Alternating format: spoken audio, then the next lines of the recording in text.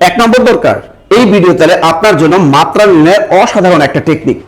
আমরা জানি বাংলা বর্ণমালা মোট কয়টি? একটি। আর বাংলা বর্ণমালা মোট বর্ণ আছে 50টি, এখানে স্বরবর্ণ আছে 11টি এবং ব্যঞ্জন বর্ণ আছে 39টি।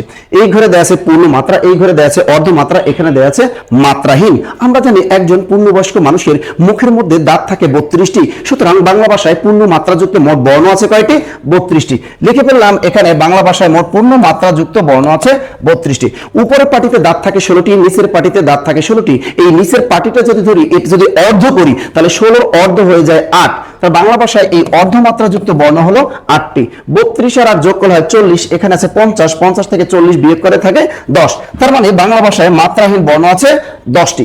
এখন আমরা উপরে ঘরে যদি চলে যাই, স্বরবর্ণ আছে 11টি, এখানে এর ভিতরে অর্ধমাত্রাযুক্ত স্বরবর্ণ আছে একটি, সেটার নাম হলো রি। এই একটি শুধু অর্ধমাত্রা। আর আমরা জানি বাংলা ভাষায় মাত্রাহীন স্বরবর্ণ আছে 4টি। সেই 4টি কি কি? এ, ওই, ও, ও, এই মোট 4টি।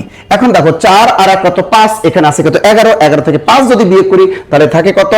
6। তার বাংলা ভাষায় পূর্ণ মাত্রাযুক্ত স্বরবর্ণ আছে 6টি। এবার আমরা ব্যঞ্জন বর্ণগুলো কিভাবে বের করব? 32 থেকে 6 যদি বিয়োগ করি তাহলে হয় থাকে 26। বাংলা ভাষায় পূর্ণ মাত্রাযুক্ত ব্যঞ্জন বর্ণ আছে 26টি এবং 8 থেকে 1 বিয়োগ করলে থাকে 7। বাংলা ভাষায় অর্ধমাত্রাযুক্ত ব্যঞ্জন বর্ণ আছে 7টি এবং 10 থেকে যদি আমরা 4 বিয়োগ করি তাহলে থাকে 6। তার বাংলা ভাষায় মাত্রাহীন ব্যঞ্জন বর্ণ আছে 6টি।